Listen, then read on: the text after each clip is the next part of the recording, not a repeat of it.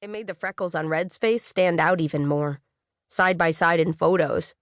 Literally side by side.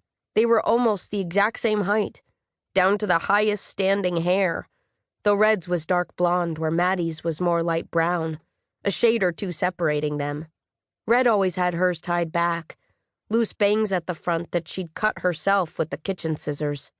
Maddie's was untied and neat, the ends soft in a way Red's never were. "I'm the one asking questions.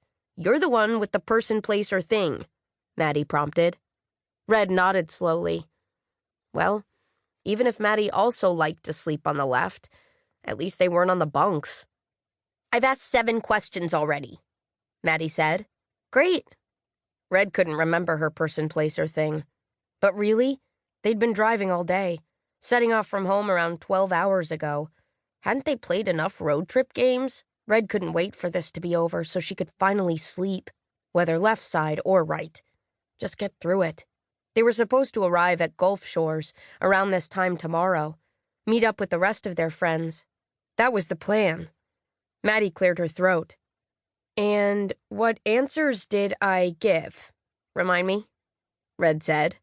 Maddie breathed out, an almost sigh, or an almost laugh, hard to tell.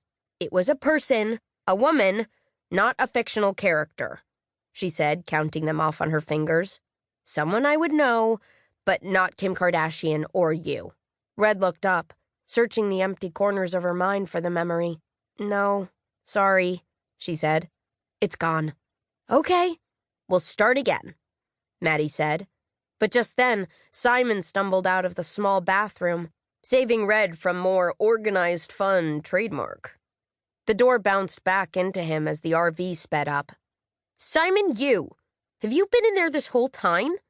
Maddie asked, disgusted. "We've played 2 whole rounds." Simon pushed his black, loosely waved hair away from his face and held an unsteady finger to his lips, saying, "Shh, a lady never tells." "Shut the door then, jeez."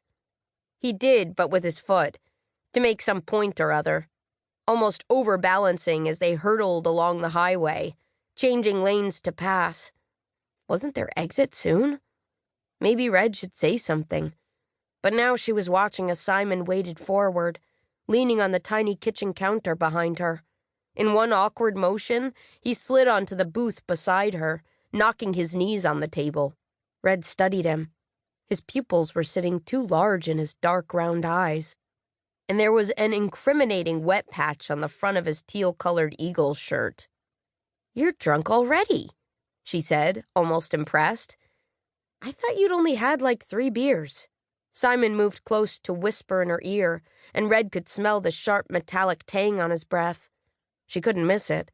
That was how she knew when her dad was lying to her. "No, I didn't drink today, Red. I promise." "Shh," Simon said. "Oliver brought tequila." "And you just helped yourself?" Maddie asked, overhearing. In answer, Simon balled both his fists and held them in the air, yelling, "Spring break, baby!" Red laughed. And anyway, if she just asked, maybe Maddie wouldn't mind sleeping on the right tonight. Or for the rest of the week. She could just ask. "Oliver doesn't like people touching his things," Maddie said quietly, glancing over her shoulder at her brother, sitting just a few feet behind her in the front passenger seat, fiddling with the radio as he chatted to Raina in the driver's seat. Arthur was standing just behind Oliver and Raina, now shooting a closed-mouthed smile as he caught Red's eye. Or maybe it was actually Simon he was smiling at. "Hey, it's my RV. I have a claim to anything in it," Simon hiccuped. "Your uncle's RV." Maddie felt the need to correct him. "Weren't you supposed to have a driving shift today, too?" Red asked him.